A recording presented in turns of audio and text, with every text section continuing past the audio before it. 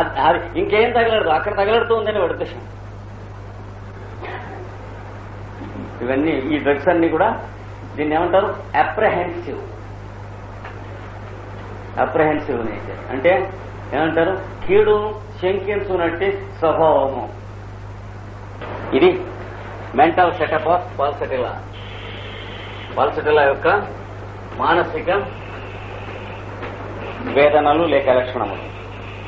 వీటిపైన దేహధర్మ వైఖరులు అంటే మోడాలిటీస్ మోస్ట్ ఇంపార్టెంట్. మెంటల్స్ మోడాలిటీస్ అని చెప్పాం.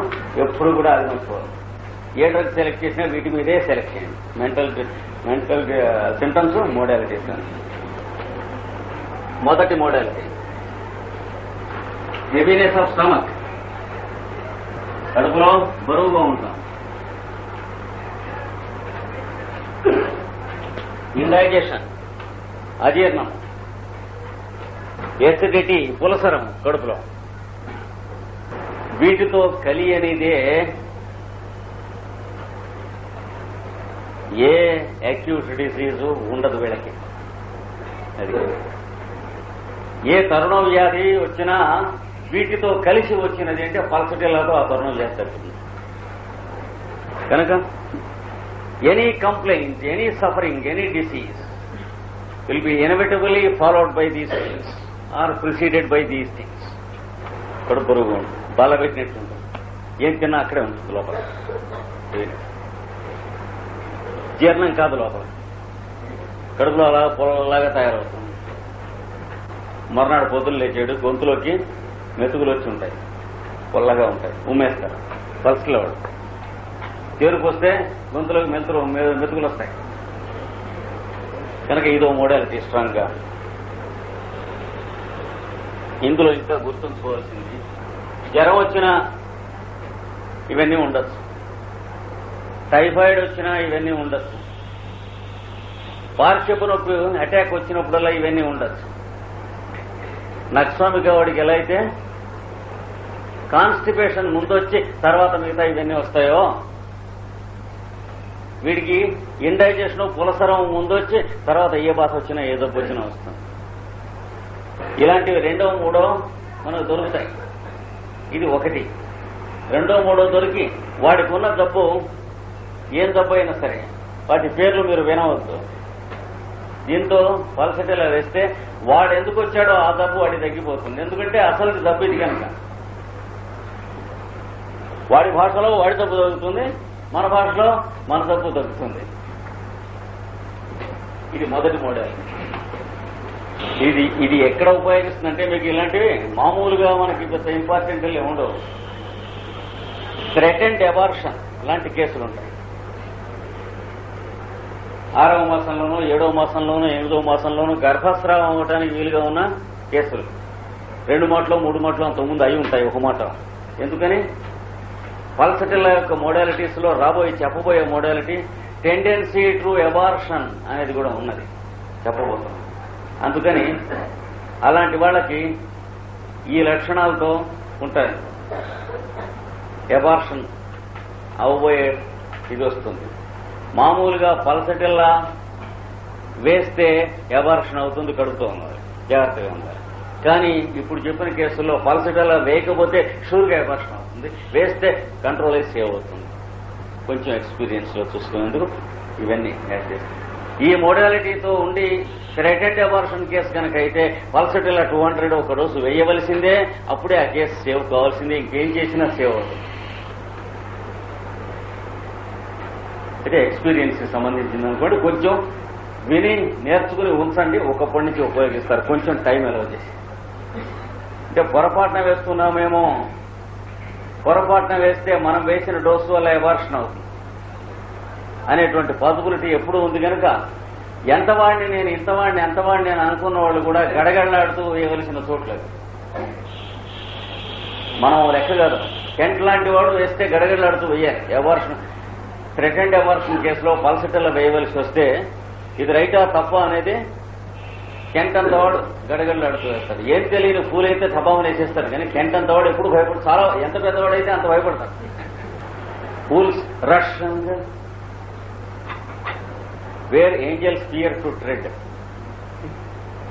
ఎవడు కూడా పెద్దలు, సిద్ధులు, మహానుభావులు, దేవతలు ఎక్కడికి వెళ్ళటానికి భయపడతారో కూల్స్ అందులోకి చూసుకుని వెళ్ళిపోతారు.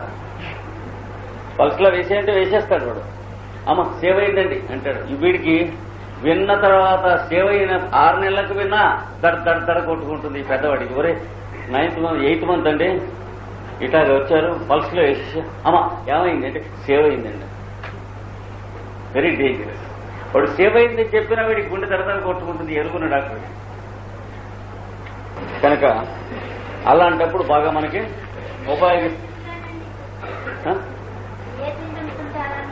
ఇప్పుడు చెప్పిన సింటమ్స్ తో పాటు థ్రెట్ అండ్ అబార్షన్ ఉంటాయి. వీటితో ప్రారంభించి అబార్షన్ అయ్యే లక్షణాలు కనుక వస్తే అలాంటి థ్రెట్ అండ్ అబార్షన్ పాల్సటిల్లాతో కంట్రోల్ కావాల్సిందే, ఇంకా దేంతోనూ కంట్రోల్ కాదు. పాల్సటిల్లా వేస్తే కంట్రోల్ అయి తీరుతుంది.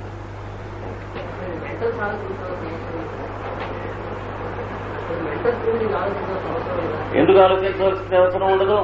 మీకు వీలైనంత ఇన్ఫర్మేషన్ గ్యాదర్ చేసి చెప్పడానికి కానీ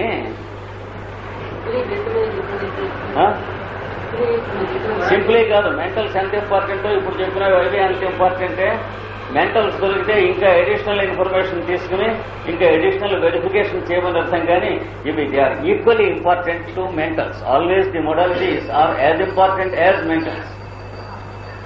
ఒక్కొక్కప్పుడు మెంటల్ సిమ్టమ్స్ టోటల్లీ అబ్సెంట్ కనుక అయితే మోడాలిటీ దొరికితే తప్పనిసరిగా దాని మీద రిలై అయిపోయి వేసేయటమే సేవ్ అవుతుంది కేసు. అవునండి, క్లియర్గా ఉందా? చెప్పండి.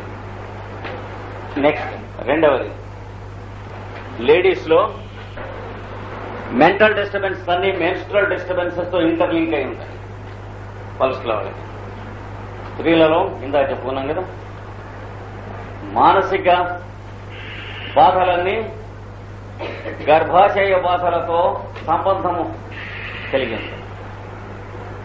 Next mental sufferings, physical sufferings రెండు కూడా వీళ్ళకి aggravated by going in to a warm room. వెచ్చగా నున్న గదిలో పోయినచో బాధలు ఎక్కువ. తలనొప్పి ఉంటే తలనొప్పి ఎక్కువైపోతుంది, టెంపరేచర్ ఉంటే టెంపరేచర్ ఎక్కువైపోతుంది, కడుపు నొప్పి ఉంటే కడుపు నొప్పి, ఏది మోకాలు నొప్పి ఉంటే ఇది అది అని లేదు. వాడు వెచ్చగా ఉన్న గదిలోకి వెళ్ళారంటే అంతకు ముందు ఉన్నవన్నీ పన్నా పెరుగుతాయి. ఇది బాగా గుర్తుంచుకోవాల్సింది. అంటే దీంతో సల్ఫరు, బ్రయోనియా చెప్పుకున్నాం, ఆ గ్రూపులోకి ఈ డ్రగ్ కూడా చేరుతుంది. ఒక పక్కన సల్ఫరు, బ్రయోనియా, ఫాస్ఫరస్, పల్సటిల్లా చేరితే ఇంకొక పక్కన నక్సామిక, రూస్టాక్స్, హెపార్ సల్ఫ్ అవన్నీ ఇంకో పక్కన. అంటే ఏమాత్రం చలి వేసినా, చల్లగాలి తగిలినా, గదిలో చల్లగా ఉన్నా హెచ్చిపోతాయి బట్టలు. మనం అలాగా పేర్చుకుంటూ వెళ్ళాలి ఈ డ్రగ్స్ ఇటు ఈ డ్రగ్స్ ఇటు మనస్సులో. కనుక ఇవన్నీ వారం రూమ్లో బాగా ఎక్కువ అవుతాయి. అలాగే అగ్రవేటెడ్ ఫ్రమ్ స్టేబుల్ పొజిషన్, కదలకుండా ఒక చోట కూర్చుంటే ఒక పోస్చర్ మార్చకుండా ఎక్కువ. అలా కూర్చుని కబుర్లు చెబుతుంటే తలనొప్పి ఎక్కువైపోతుంది. అలా పడుకునున్న ఒళ్ళు నొప్పులు ఏం చేస్తే తగ్గుతాయి వీళ్ళకి. Greatly ameliorated from slow walking. మెల్లిగా ప్రశాంతంగా నడుస్తూ ఉంటే ప్రాణానికి అన్ని హాయిగా ఉంటాయి. అంటే ఆఫీస్కి వెళ్తూ ఉంటే హాయిగా ఉండవు, అది ప్రశాంతంగా మెల్లిగా నడక కాదుగా. పని మీద ఎడుతూ ఉన్న నడక పనికిరాదు. కూలి బస్తాలు పోస్తూ ఉంటే అది వ్యాయామం, ఫిజికల్ కల్చర్ అంటాం, అది వేరు. కనుక వీడికి పల్సటిల్లా వాడికి ఈ నడక కాదు కావాల్సింది. ఏ నడక? కొంచెం శుభ్రమైన కాంపౌండ్ ఉంటే, అందులో మొక్కలు వేసుకుని ఉంటే ఇలాంటప్పుడు పనికొస్తుంది. ఆ మొక్కల చుట్టూ అలా ఒక రౌండ్ తిరిగి వస్తే అలా తిరుగుతూ ఉంటే ప్రాణానికి హాయిగా ఉంటుంది. కూర్చుంటే మళ్ళీ ఒళ్ళు బరువెక్కిపోయినట్లు అవుతుంది. ఇంకా ఎమ్యూలరేటెడ్ ఫ్రమ్ కూల్ బ్రీజ్. చల్లగా బ్రీజ్ తగులుతుంటే హాయిగా ఉంటుంది. ఈవినింగ్ బ్రీజ్ ఉంటుంది చూడండి, సమ్మర్లో బాగా హాయిగా ఉంటుంది. అలాగే కొంచెం వెన్నెల వస్తే ఒంటికి చాలా హాయిగా ఉంటుంది. 10 నిమిషాలు దాటి వెన్నెట్లో కూర్చుంటే వీడికి మూడ్స్ వస్తాయి. కొన్ని మంచి మూడ్స్ వస్తే పర్వాలేదు. పల్సటిలో వాడికి మంచి మూడ్స్ ఉండవు, విషాదకరమైనటువంటి మూడ్స్ ఉంటాయి. వాడి భార్య ఇంట్లోనే ఉంటుంది, వాడు అక్కడే ఉంటాడు. ఏ జన్మలోనో ఎప్పుడో వీడు భార్యను కోల్పోయినట్లు విషాద గీతికలు పడుతున్నట్లు కనిపిస్తుంది వెన్నెట్లో కూర్చుంటే. ఏం రోగమో తెలియదు. అప్పుడు వాడు పద్యం గేయం రాయమన్నా కూడా భార్యతోనే చెబుతాడు ఆ పద్యం గేయం. ఆ జన్మలో నువ్వు అరణ్యంలోనూ, ఇది లంకలోను, నేను అరణ్యంలోనూ, మధ్యన సముద్రం, వాపోయినటువంటి సీతారాములు మనమే అని చెబుతాడు. ఏ ఇద్దరు ఒకచోటే ఉండి వెన్నెల మీద పడితే వీడు అంటే వీడు మైండ్ పిక్యులర్ మూడ్స్ సెంటిమెంటల్ గా పోతుంది. యాంటీమోనియం కురడం వాడి కొడుకి, పల్సటిల్లా వాడి కొడుకి వెన్నెల పడితే బుర్ర పని. నాకు అనిపిస్తుంది ఈ ప్రబంధ కవుల్లో ఎక్కువ మంది ఈ 2 డ్రగ్స్ పేషెంట్స్ ఏమో. వాడు వెన్నెల, చంద్రుడు అవి నానా చెప్తారు రాస్తారు. అంతేత వాళ్ళు వెన్నెట్లో కూర్చుంటే బుర్ర బెర్రెక్కిపోయి అదంతా గుర్తుండి తర్వాత అలా రాసి ఉండవచ్చు.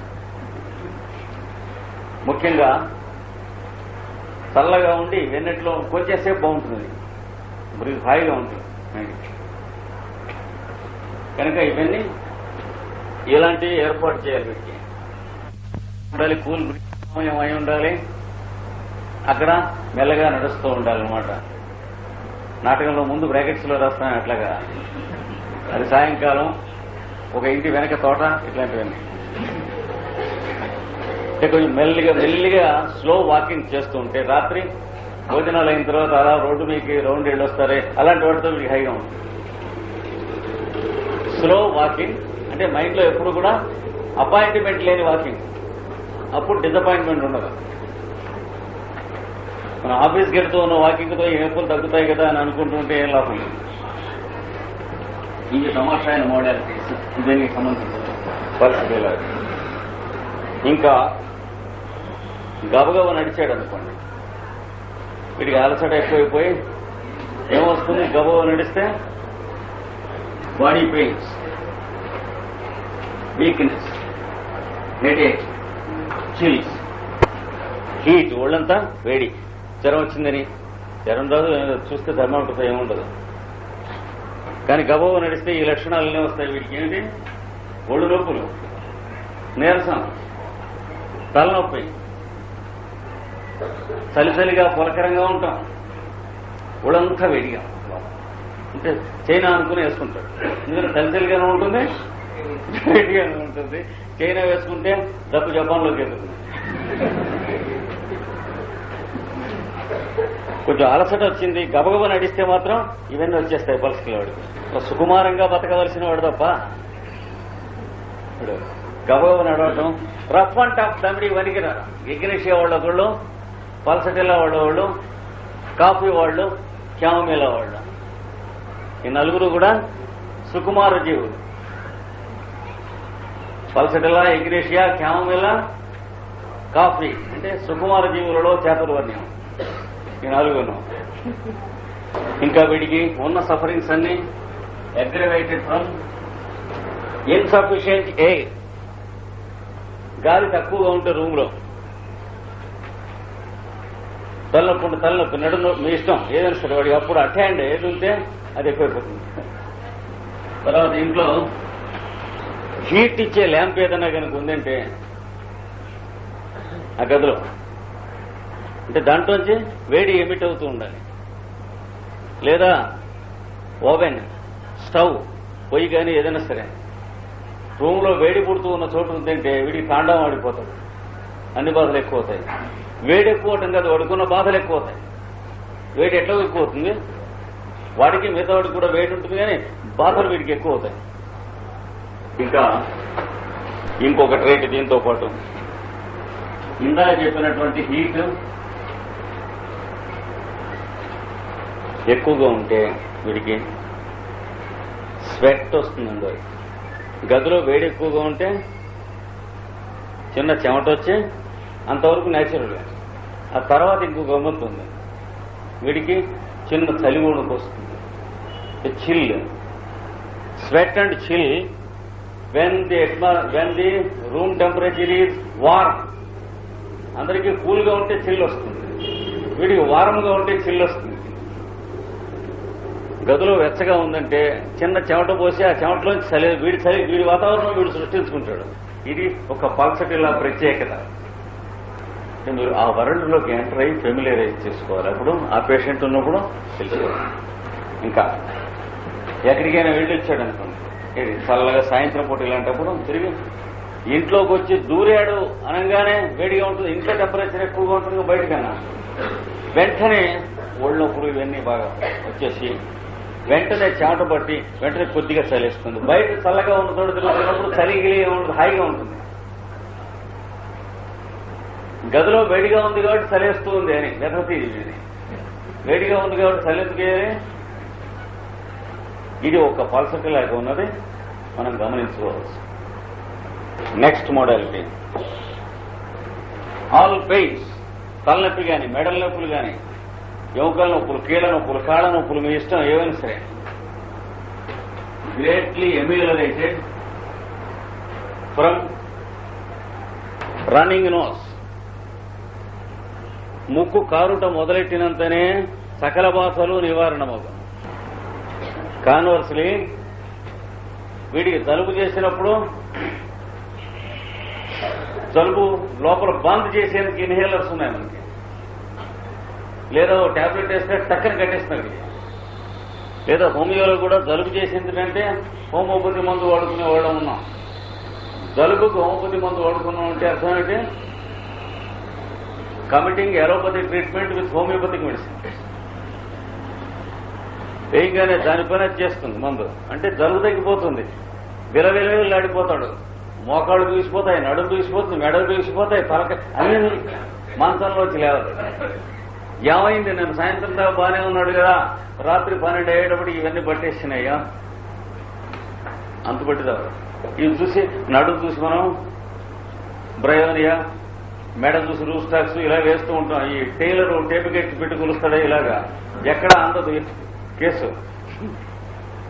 ఏమవుతుంది, బాబోయ్ చెప్పానంగానే చూడలేక పల్స్కి ప్రయాణి ఓ డోస్ వేస్తాం. ఇదంతా స్టిఫ్గా ఉంది, కొంచెం ఇలా అంటూ ఉంటే చక్కగా హాయిగా ఉందండి అంటే రూస్టాక్స్ ఓటేస్తున్నాం. ఇదే చోటి అది పోయి, అదే చోటి ఇది పోయి, అసలు పండలేదు. దాంట్లో ఆయిల్స్ ఇవి డిసగ్రీ అవటం అని కూడా చెప్పుకున్నాం. ముఖ్యంగా ఇంకొక పాయింట్ దానికి చివరికి మీరు చెప్పుకున్న తర్వాత యాడ్ చేసుకోండి. డైజెస్టివ్ ట్రబుల్స్ అన్నీ ఉదయం పూట అగ్రవేషన్ అవుతాయి. అజీర్ణ వ్యాధులన్నీ మానసిక వికారములు, ఇవన్నీ నైట్ సాయంత్రం దగ్గర నుంచి ఎక్కువ అవుతాయి, రాత్రిపూట కొంచెం ఎక్కువ ఉంటాయి. కనుక పల్సటిలా అజీర్ణ వ్యాధులతో బాధపడేవాళ్ళు వాళ్ళకి మార్నింగ్ అంతా న్యూసెన్స్గా ఉంటుంది, తెల్లారు లేచేటప్పటికీ కొంచెం పొద్దెక్కిందాక. పల్సటిలా మెంటల్ సింటమ్స్ తో బాధపడేటువంటి వాళ్ళకి ఈవినింగ్ అయినప్పటి నుంచి ఇంటూ ది నైట్ వాళ్ళు ఎక్కువ బాధపడతారు. దీన్ని బట్టి మనం పేషెంట్ని చూసి జనరల్ ట్రెండ్లో ఇది పల్సటిలా type of group of drugs లో వాడు అని తెలుసు. దాన్ని బట్టి కొంచెం డీటెయిల్స్ లో వెళ్ళేది పల్సటిలా వాడు దొరుకుతాడు. అప్రాక్సిమేషన్స్ తప్పకుండా మన దగ్గర ఉండాలి. ఇవి నిన్న ఇవాళ చెప్పుకున్నది చాలా ఇంపార్టెంట్. ఇంకొక మోడాలిటీ, ఇందులో 3 ఆస్పెక్ట్స్ ఉన్నాయి. ఈ మోడాలిటీలో 3 రాసుకోండి. మొదటిది amelioration of all sufferings from cool breeze touching the skin. Cool breeze touching the skin అంటే ఆల్ ఓవర్ ది బాడీ అన్నమాట. చల్లని గాలి శరీరంలో ఏ భాగానికి తగులుతూ ఉన్నా వాళ్ళకున్న బాధలన్నీ ఉపశమిస్తాయి. తలనొప్పి ఉంటే తలనొప్పి తగ్గిపోతుంది, కడుపులో మంటలుంటే ఏదైనా సరే అప్పుడు పడుతున్న బాధలన్నీ దాంతో తగ్గిపోతాయి. Aggravated by the lack of contact of air to the skin. Lack of contact of air to the skin, చర్మానికి గాలి తగలకపోయినందువలన ఈ బాధలు ఎక్కువ అవుతాయి. అంటే వాడు సామాన్యంగా బాధలు రాగానే ఒంటికి గాలి తగిలేటువంటి పద్ధతిలో డ్రెస్ చేంజ్ చేసుకుంటాడు. అది కూడా మనం అబ్జర్వ్ చేయాలి. తర్వాత చలికాలంలో అయినా సరే ఇక్కడ మీరు సరళ అన్నమాట నోట్ చేసుకోవాలి. వాతావరణం చల్లగా ఉన్నా సరే పలసని వస్త్రాలు వేసుకుంటానికి వీడు ప్రిఫర్ చేస్తాడు. He prefers thin and delicate clothing with permeates air. పలుచని సున్నితమైన వస్త్రములు గాలి తగులనిస్తున్నవి మాత్రమే అతడు అంగీకరించను, ఏదో ఇష్టపడను. అంగీకరించను, ఇష్టపడను. ఈ ప్రిఫరెన్స్ వాడి దాని మీద ఉంటుంది. Even in winter he prefers. అది వాడిలో ఉన్న స్పెషాలిటీ. కాన్వర్స్లీ ఇదే మీరు అబ్జర్వ్ చేసుకోవచ్చు. హీ డిస్లైక్స్ థిక్ క్లోదింగ్, అంటే మందము ముదకాయనటువంటి వస్త్రధారణ అంగీకరించడం. తాతకు సఫరింగ్ ఎక్కువ ఉంటుంది. కానీ ప్రిఫరెన్సెస్ మీరు అబ్జర్వ్ చేయగలిగితే వీడు ఏ గ్రూప్ ఆఫ్ డ్రగ్స్ లోకి వస్తాడో పర్టికులర్ గా పల్సటీల వాళ్ళు బాగా దొరుకుతారు. అండ్ టీ పర్టికులర్, ఇందులో స్పెషల్ గా particular a great dislike for woollen and flannel clothing. ఉన్ని వస్త్రములు ధరించడం గురించి మిక్కిలి అయిష్టం. అంతేకాకుండా గ్రేట్ సఫరింగ్, చాలా బాధపడతాడు, అందుకే అయిష్టం. వాడికి ఏమవుతాయి? వాడికి ఉన్న సఫరింగ్స్ అన్ని అగ్రవేట్ అవుతాయి. అంతేకాక స్కిన్ విపరీతమైన దురద, ఎలర్జీ అంటారే, అది వస్తుంది. He gets skin disturbances from woollen cloth. పీరుకుంటాడు ఓళ్ళు, ఒంటికి కనుక ఉలెన్ డైరెక్ట్ గా తగిలితే. ప్రత్యేకంగా వీళ్ళు have an eye against such cloth. కొందరికి కొన్ని వస్తువులు ఓళ్ళు దొరదపడతాయి. కొందరు సున్నిపిండి రుద్దుకుంటే ఓళ్ళు దద్దుకులు వస్తాయి. కొందరు కుంకుడుకాయ తగిలితే వస్తాయి, కొందరికి శ్రీకాయ తగిలితే వస్తాయి, వీడికి ఊలెన్ తగిలితే వస్తాయి. కనుక ఇదొకటి. ఈ 4 ఆస్పెక్ట్స్ తో ఉన్నటువంటి ఈ ఒక్క మోడల్కి చాలా ఇంపార్టెంట్ అబ్జర్వేషన్ లో మనం పెట్టుకోవాలి పేషెంట్. ముఖ్యంగా ఈ 4 మీరు అండర్స్టాండ్ చేసుకోవాల్సింది ఏంటంటే, లోపలికి గాలి తగలకుండా లోపల చెమట పట్టేట్టు క్లోదింగ్ ఉన్నదంటే చచ్చాడు అనమాట. అది బాధలన్నీ ఎక్కువ. ఊరికి ఉక్కిరి బిక్కిరిగా ఉంటాము, వాడికి ఇన్కన్వీనియంట్ గా ఉంటాం కాదు. Sufferings at hand are definitely aggravated. తలనొప్పి ఉంటే తలనొప్పి ఎక్కువ అవుతుంది, విరచనాలు ఎడుతుంటే మరణాలు పోతాయి. అలాంటి డ్రెస్ ఉంటే ఎనీ సఫరింగ్ వాడికి అప్పుడు దేనికి రోజు ఆ రోగం ఎక్కువ బాధపోతుంది. అది ఎట్లాగో రోగం కాదు కనుక మన గైడెన్స్ కింద పనికి వస్తుంది. ఎందుకంటే దానికి మందే ఉంది. ఇదొక ఆస్పెక్ట్. ఇంకొక ఆస్పెక్ట్, ఆల్ డిస్టర్బ్ సఫరింగ్, చాలా బాధపడతాడు, అందుకే అయిష్టం. వాడికి ఏమవుతాయి? వాడికి ఉన్న సఫరింగ్స్ అన్ని అగ్రవేట్ అవుతాయి. అంతేకాక స్కిన్ విపరీతమైన దురద, ఎలర్జీ అంటారే, అది వస్తుంది. He gets skin disturbances from woollen cloth. పీరుకుంటాడు ఓళ్ళు, ఒంటికి కనుక ఉలెన్ డైరెక్ట్ గా తగిలితే. ప్రత్యేకంగా వీళ్ళు have an eye against such cloth. కొందరికి కొన్ని వస్తువులు ఓళ్ళు దొరదపడతాయి, కొందరు